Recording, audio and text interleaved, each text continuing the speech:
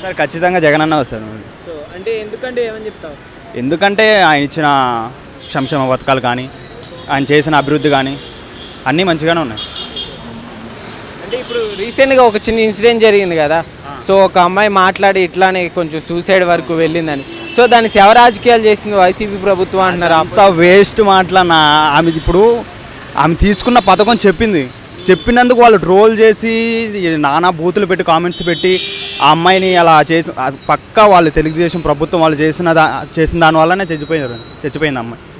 అంటే సిద్ధం సభకి వెళ్ళి వస్తుండగా ట్రైన్లో ఆమె పొరపాటున పడిపోయారని కూడా అంటున్నారు కదా. పొరపాటున తన హస్బెండ్ కూడా చెప్తున్నాడు కదా, ఫస్ట్ 2 కామెంట్స్ చదివింది నేనే తట్టుకోలేకపోయాను, తర్వాత చాలా కామెంట్స్ వచ్చాయి నేనే ఒక మగోడే చూడలేకపోతే ఇంకా ఒక అమ్మాయి ఎలా తట్టుకుంటుంది చెప్పండి అన్న. ఓకే బ్రదర్, ఎట్లుందంటే కొంచెం ఏపీలో డెవలప్మెంట్ చాలా తగ్గి ఉంది, జగన్మోహన్ రెడ్డి గారు డెవలప్మెంట్ పరంగా వెనుకబడిపోయి ఉన్నారు అంటున్నారు. అదేం లేదన్న, మా జగనన్న వచ్చాక 4 సీపోర్ట్లు వచ్చాయి.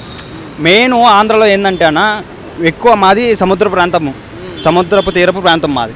అక్కడ ఏంటంటే సీపోర్ట్ రావాలి మెయిన్ ట్రాన్స్పోర్ట్, దాని ద్వారానే ఇన్కమ్ వస్తుంది. ఇప్పుడు ఉండేది ఒకే పోర్టు, కృష్ణాపట్నం పోర్టు ఒకటే ఉండేది. ఇప్పుడు 4 పోర్టులు వస్తున్నాయి.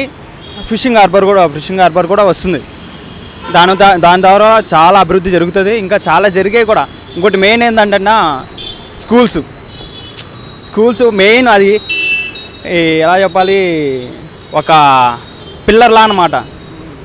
ఇప్పుడు చదువు చాలా ఇంపార్టెంట్ కదన్న. మేమంతా తెలుగు మీడియం చదివాం, మేము చాలా కష్టపడ్డాం ఇంగ్లీష్ రాక.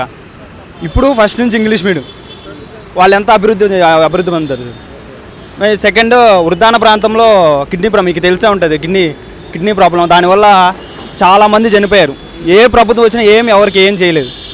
ఒక్క మా జగనన్న వచ్చి వాళ్ళు ఏంది అసలు ప్రాబ్లం ఏంది దాన్ని కనుక్కొని, అది ఏంది ప్రాబ్లం అంటే కిడ్నీ ప్రాబ్లం. దాని ద్వారా అసలు కిడ్నీ ప్రాబ్లం ఎందువల్ల వస్తుంది, దాని వాటర్ దాని ప్యూరిఫైర్ తెచ్చి దాని హాస్పిటల్స్ చాలా చేశాడన్న, చెప్పుకోవాలంటే టైం సరిపోదు.